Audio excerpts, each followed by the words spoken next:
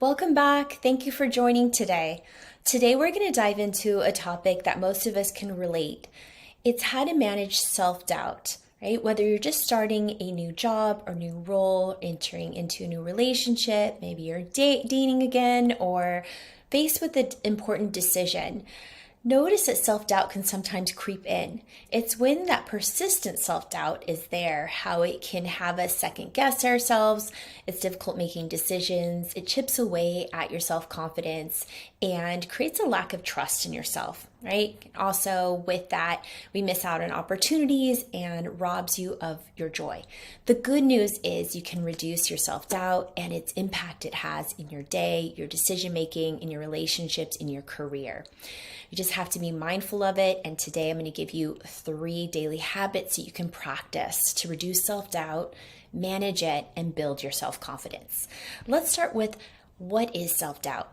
It is that state of uncertainty, and maybe you felt it, right? Or feeling inadequate. It can also be defined as a lack of confidence in our skills, our abilities, your decisions, or feeling self-doubt about your worth or your value. Right? Understandably, this can make you feel down negatively about yourself, have negative thoughts.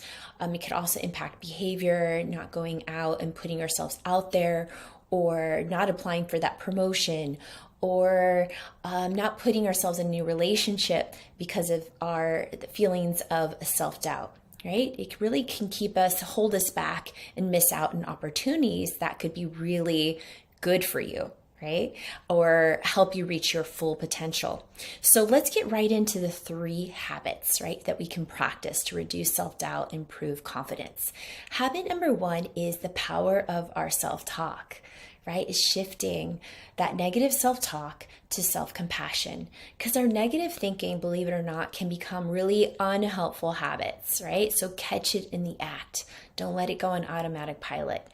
I like Dr. Christian Nuff. She's a compassionate expert researcher who reminds us not to beat ourselves up for beating ourselves up. How many of us, when we start feeling bad about ourselves, or we feel like we perceived failure or we did something wrong, we beat ourselves up, right? And it doesn't allow us to move forward. Can sometimes hold us back because we just live there.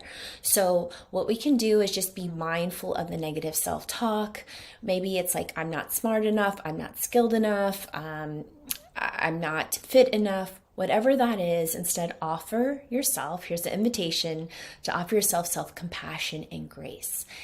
You know, someone that was struggling in this moment, or a kiddo that was struggling and felt this way, what helpful, supportive, and understanding words could you offer that person, and offer it to yourself, right?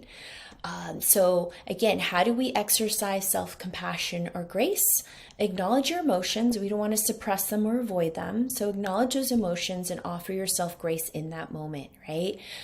Recognizing that you're not alone, right? That we're human, right? That we're going to feel bad sometimes, right? So universalize it. Offer yourself, if you feel like you made a mistake, you failed in some way, forgive yourself. What does self-forgiveness look like in this moment? And practice that, right? Again, we're not going for perfection, but could we make progress in this area? Give yourself permission to be imperfect. We're not a robot, right? Habit number 2, cultivate a power of self-belief. Be mindful of those limiting beliefs that limit you. One way that we can do this is practical, actionable step is maybe creating some self-affirmations that feel true and honest for you. I like to use, I'm doing the best that I can in this moment. Right? I'm not trying to do the worst that I can. I'm trying to do the best that I can in this moment. Another affirmation, and again, create your own, is I allow myself to take up space. Sometimes we're feeling insecure or feeling we have self-doubt. We try to make ourselves small, right? We don't stretch ourselves or get out of our comfort zone. So an affirmation could be is like, I give myself permission to take up space, right? I allow myself to take up space. Right? Another one could be if we feel like we're really hard on ourselves for making mistakes or afraid of making mistakes, is I'm allowing myself to make mistakes and learn and grow from them. Especially if you're trying something new, we're going to make mistakes and maybe fall down a couple times. However, it's how do we get up and continue to do it so that we can get better at something, right?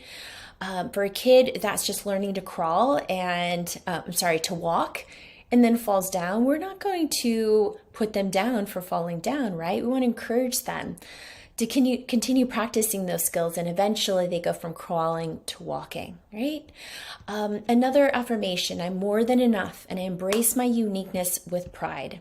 Sometimes some of us can feel awkward or that we don't fit in. So this could be a good one for if you're feeling that way, is I'm more than enough and I embrace my uniqueness with pride, right? So this is an invitation to create your own affirmations and say them daily. Maybe it's in the morning time, right? When you first wake up, or when you lay your head on the pillow, you're going to say a few and go to bed with them, or do both morning and evening. So do what works for you. Another one you could do is create a daily log of evidence in your day that confirms a more positive and realistic self-view. Maybe there's some things that you were really proud of yourself for doing. Maybe you handled a challenging conversation with confidence, and you're really proud of yourself. So write that down.